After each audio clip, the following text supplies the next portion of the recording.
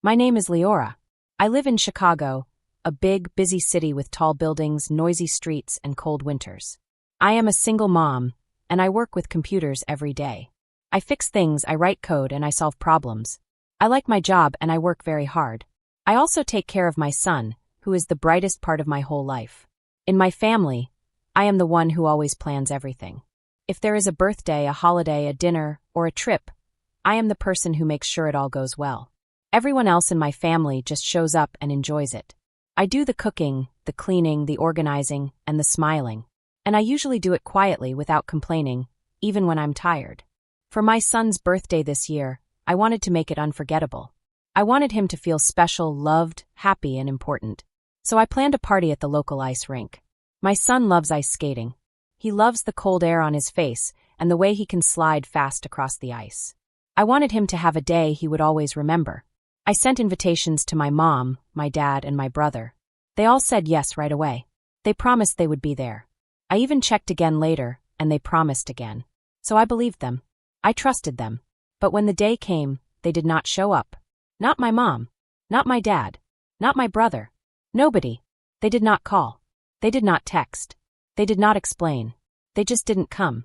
I kept checking the door. I kept checking my phone. My son kept looking for them too. But they never walked in. My son looked up at me with his big, sweet eyes and said, "It's okay, Mom. Just you and me is enough." His little voice was so soft and kind. When he said that, my heart broke. It felt like something inside me shattered into tiny pieces. But I didn't show him. I smiled back and tried to be strong because I didn't want him to feel sad or unwanted. Later that day, my phone buzzed. I thought maybe it was a message saying they were sorry for missing the party. But it wasn't. It was from my mom. She didn't say anything about the birthday. She didn't ask how my son felt. She didn't say she forgot or that something happened. Instead, she told me that I needed to pay $1,800 for each person in our family so we could go to my brother's big, fancy wedding at a very expensive hotel in Chicago. She said it like it was normal, like it was no big deal, like I had money sitting around waiting to be spent. I felt my face get hot. I felt my hands shake. They couldn't come to my son's birthday party, but they wanted me to give them so much money just so they could go to a fancy event? It wasn't fair. It wasn't right. And it hurts. I didn't argue. I didn't call. I didn't explain anything. I took an envelope, put $1 inside, and wrote on a tiny piece of paper, "We won't be attending." Then I put it in the mailbox. When I slammed the mailbox shut, it felt like breaking a heavy chain that had been around me my whole life. But that $1 started a storm I didn't see coming. 2 days later, a police car stopped in front of my house. A real police car with flashing lights. My dad was standing next to the officer. His arms were crossed and his face looked angry and cold. When I saw them, I felt my stomach twist. I knew this wasn't over. I knew they were trying to scare me or control me again. What they did next pushed me so close to my breaking point that I felt like I was standing on the edge of a cliff. But this time, I wasn't going to let them push me. I wasn't going to let them hurt me or my son again. Has your family ever let you down on a very important day? Has someone ever made your child feel forgotten or unimportant? If you have a story, I will listen. I really will. Stay with me because what happened after this changed everything. When the pain of my son's birthday passed a little, I began thinking about everything from the very beginning. I thought about my whole life and how my family always treated me. When I was growing up in Chicago, I was never the important one. I was never the favorite. My brother was. My brother was the golden child. The star. The one my parents believed in. The one they gave everything to. I can't remember exactly when it started, but I know it was early. I saw it in the way they talked to him, the way they praised him, the way they helped him. And I saw the opposite in how they treated me. My mom, Vespera, had a way of making everything go her way. She knew how to twist words, change stories, and make you feel small if you disagreed. When I told her I wanted help paying for community college, she said they needed to save money for my brother's future. They said it calmly, like it was obvious. And I accepted it because I didn't think I had a choice. My brother got everything paid for, his school, his books, even a car to drive to his fancy university. Meanwhile, I worked nights at a diner. I cleaned tables, carried plates, rushed between booths, and studied whenever I could. I was tired almost all the time, but no one in my family cared enough to ask how I was doing. Later, they bought my brother a condo downtown. A whole condo. They said it was an investment. I didn't get anything like that. I got an old laptop someone didn't need anymore. That was my gift. My dad was no better than my mom. He always agreed with her. He signed every check, gave my brother everything he wanted, and told me, "That's how it is," when I said something was unfair. I hurt quietly and learned to live without their help. I taught myself how to code. I sat at my old laptop at night after my son was asleep. I learned from videos and websites. I worked and studied and tried again every time I messed up. Slowly, I got better. My brother never saw the difference. He didn't understand how unfair everything was. He lived a comfortable life, always supported, always lifted up.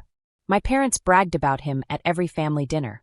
When it was my turn to share something good, they barely looked at me. My Aunt Junera was the only one who saw me. She was quiet and calm, but she paid attention. She knew my mom could be cruel. She knew my dad never said no.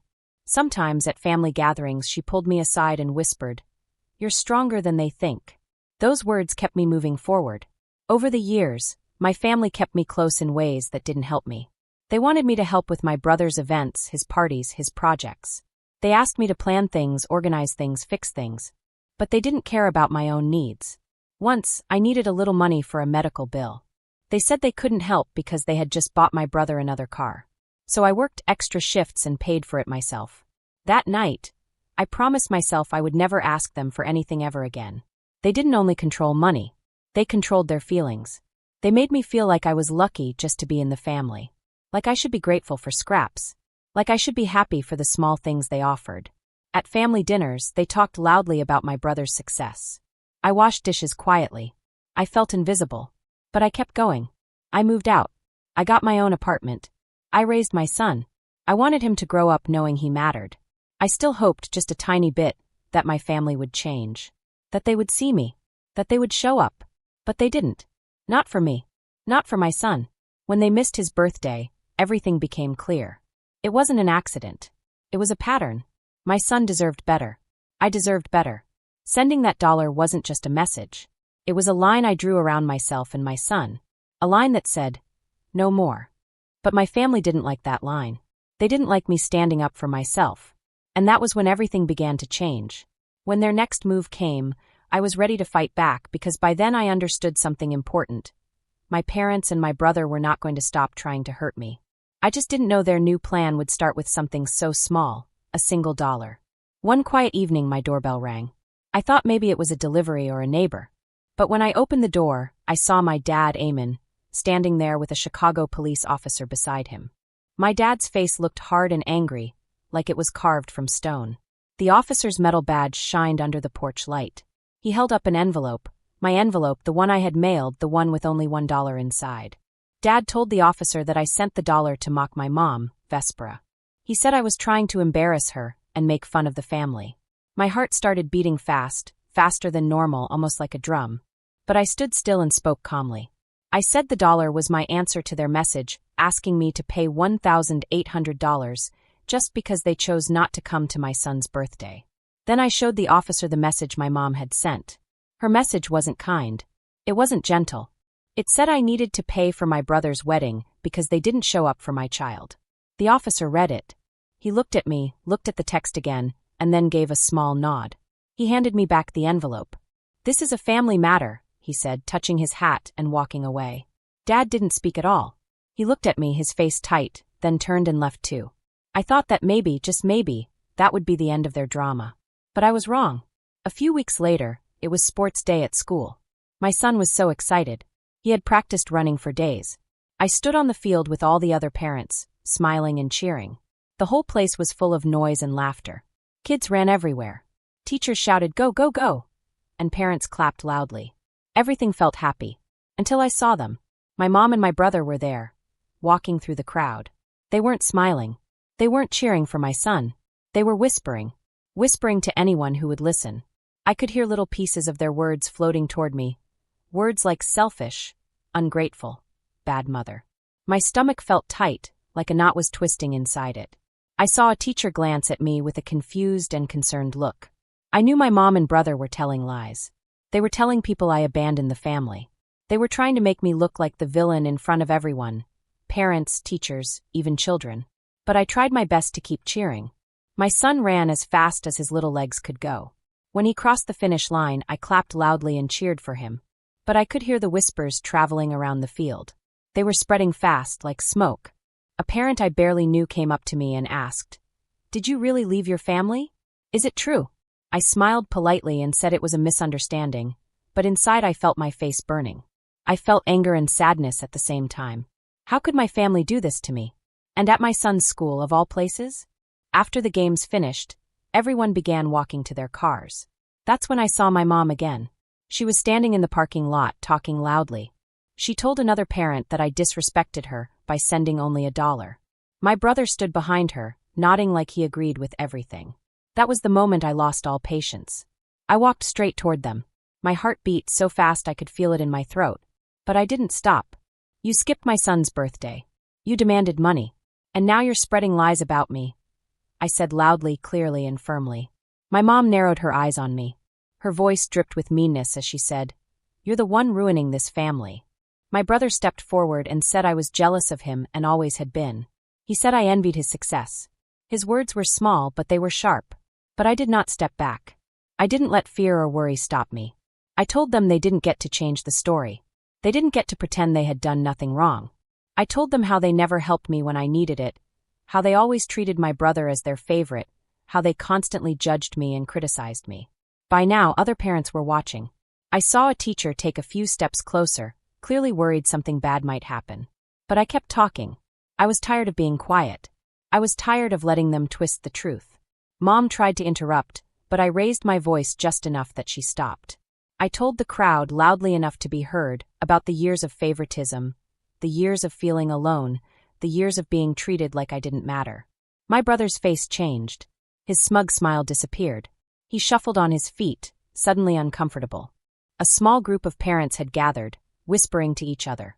They didn't look at me with confusion anymore. They looked at me with understanding. "Family shows up," I said. "Family tells the truth. The family doesn't lie and hurt each other." Mom's cheeks turned bright red. She opened her mouth, but no words came out. My brother muttered something quietly and grabbed her arm. They hurried to their car, got in, and drove away fast. My hands shook, but I felt strong. I thought maybe they would finally stop. But they didn't. Their next plan was worse. Much worse. A few days later, the school called me. The secretary sounded tense. She said a woman claiming to be my son's grandmother was at the school, trying to take him home. My heart nearly stopped. I knew it was my mom. I rushed to the school as fast as I could. When I reached the office, I saw my mom arguing with the principal. Her voice was loud and sharp. She insisted she had the right to take my child home. The principal stood firm. He said he couldn't release a child without the parent's permission. I stepped forward. "You have no business being here," I told her. My voice shook, but only because I was so angry and scared. She glared at me. "You're making him hate his family," she spat. The principal, tired of the yelling, gently walked her out of the office. That night, I got a call from a number I didn't know. When I answered, my mom's cold voice came through. Before I could turn off speaker mode, she said straight to my son, "You don't want to grow up with a selfish mom, do you?" My son's eyes grew wide. He looked hurt and confused. I grabbed the phone, hung up instantly, and blocked her number. Then I called the police. I told them everything, her trying to take my son and her scary phone call. They wrote a report and told me to update the school's list, so she could never pick him up again. The next morning, I went to the school to add protection. I made sure only I and a few trusted people could ever pick up my son. This wasn't just about me anymore. It was about protecting my child. I called my Aunt Junera. She had always seen through my parents' tricks. She answered the phone right away and said, "I've been waiting for you to fight back." Together, we started looking into my parents' money dealings. Aunt Junera kept so many records, emails, receipts, notes. She had seen things for years and saved everything she could. She sent me a folder full of documents. That night in my Chicago apartment, I looked through them one by one. I found emails from vendors from my brother's wedding. The numbers didn't make sense. They were too big, like they were changed on purpose. One email showed a vendor saying they had received money for services that were not even on the main bill. Another showed my mom sending money to my brother's failing business. It was clear now. They weren't just controlling. They weren't just mean. It was a fraud. I contacted a lawyer. I told her everything. She looked at the documents and said we had enough evidence to start a case. Aunt Junera kept searching. Every day, she found something new. A mistake. A lie. A hidden transfer. A strange receipt. One night, my son came to me quietly. He looked sad. He asked, "Why don't Grandma and Grandpa want to see me anymore?" My heart broke. But I stayed calm. I knelt down and hugged him. "Sometimes people make bad choices," I said softly. "But you are loved. I will always be here for you." I reminded him about our fun times, our coding projects, our long walks beside Lake Michigan, our jokes and stories in our cozy apartment. He smiled again, slowly but truly. My lawyer warned me that the case might take time. But every new document made it stronger. Aunt Junera and I worked quietly, secretly, because we knew my parents would fight back hard if they found out.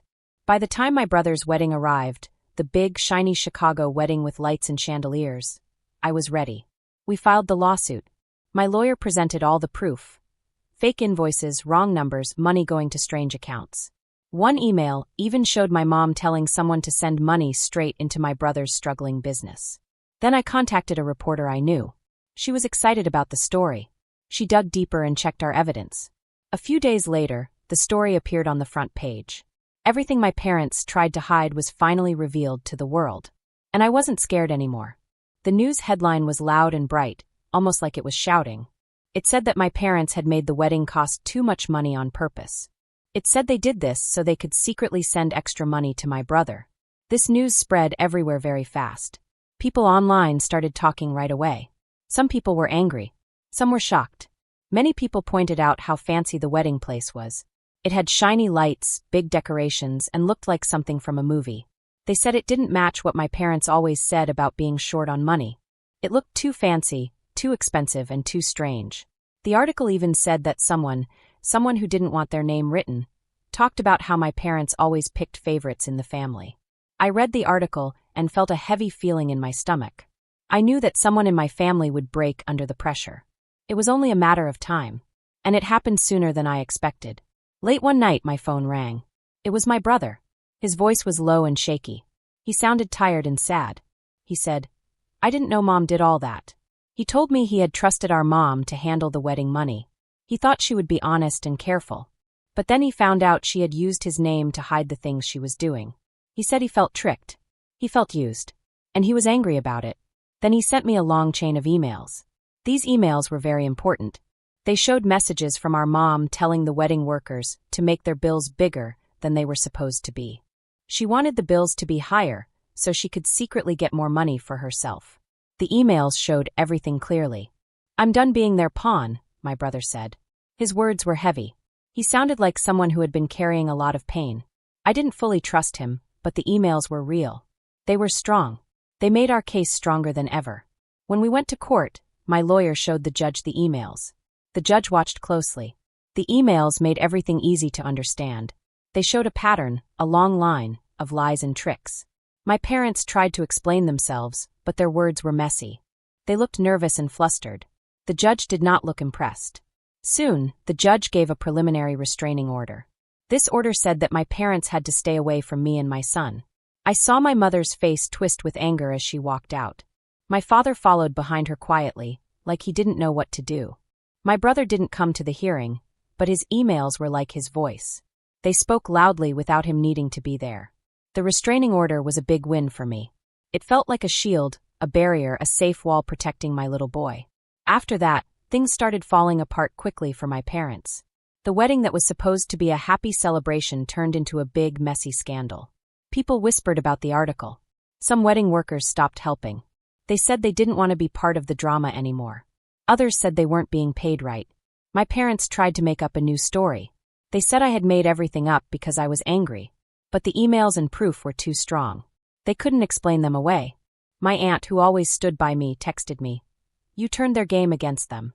Her words made me feel braver. But I knew this wasn't over. My parents weren't the type to give up easily. Their pride was hurt, and I knew they would try again. The court victory felt huge, like a bright light in the dark, but it also came with a cost. My son, even though he was very young, could feel the stress around us. I tried to keep him close. I didn't want him to hear the gossip that was spreading around Chicago. I wanted him to stay safe, happy, and far away from the grown-up mess. The whole fight wasn't about money anymore. It was about breaking free. It was about choosing peace over fear. But then the next attack came, and it came online. After the wedding fell apart, my mother, Vespera, went on Facebook and started writing very angry posts about me. She wrote that I ruined my brother's big day. She wrote that I made up lies about their money just to hurt them. Her words were sharp and full of blame. My father, Eamon, joined in. He went on Twitter and shared her posts. He wrote things like, "Some kids forget where they came from." People, family members, neighbors, strangers started commenting. Some wrote mean things. My phone buzzed and buzzed nonstop. Every time I saw a new message, it felt like someone poked a bruise. Then came private messages. My mom wrote to me, saying I needed to send her $1,800 for the wedding, or she wouldn't think I was her daughter anymore. My dad sent a message saying I would be cut off forever if I didn't pay. Their words hurt, but I wasn't scared anymore. I saved every message. I took pictures of every post. I sent them all to my lawyer. This wasn't just family fighting. It was harassment. I didn't reply to anything. I stayed quiet. My Aunt Junera called me and said, "They're hurting themselves more than they hurt you." She told me to stay focused. The case was strong. In court again, my lawyer showed the judge all the posts and messages. The judge looked calm as she read them. My mom's angry sentences glowed on the big screen. My parents looked nervous. They were losing control. The judge made a final decision. She gave us a permanent restraining order. This meant my parents and my brother could not contact me or my son at all. Not now, not later. It was permanent. My mother's face was full of anger. My father stared at the ground. My brother didn't show up. His wedding was canceled. The big ballroom they had picked stayed empty, like a giant reminder of all the lies falling apart. The fallout, the aftershock, was big. My parents' reputations, already hurt by the earlier article, took another hit. My mom lost her job at the nonprofit place where she worked. Donors didn't trust her anymore. My dad lost clients who didn't want to be linked to the drama. Their friends stopped calling. Family members stepped away. My brother, embarrassed by everything, disappeared from the social scene. His business plans began to fall apart too. Without my parents helping him, things didn't work. I didn't celebrate any of this. I didn't want them to suffer. I just wanted peace. I wanted safety for me and my son. My aunt kept reminding me, "You stood your ground." Her support made me stronger. I deleted many apps from my phone so my son wouldn't see any mean comments. When he asked why we didn't see Grandma anymore, I told him gently, "Sometimes people choose anger instead of love. But we will always choose love." He nodded. He understood more than I expected. Even though we won, the hurt didn't disappear right away. Chicago still talked. People still whispered. But I stayed focused on rebuilding. The quiet came slowly, like a soft blanket. Our home became peaceful again. Our Chicago apartment, full of my son's colorful drawings on the fridge, felt warm and safe. I worked hard and earned a promotion to software engineering manager. I led a team, solved puzzles, and helped new coders learn. The tall skyscrapers outside my window reminded me how far we had come, from struggling to standing tall. Meanwhile, my parents and brother slipped into quieter lives. Their fancy habits faded away. My aunt told me they lived more simply now. Their old social circle was gone. My son stopped asking about them.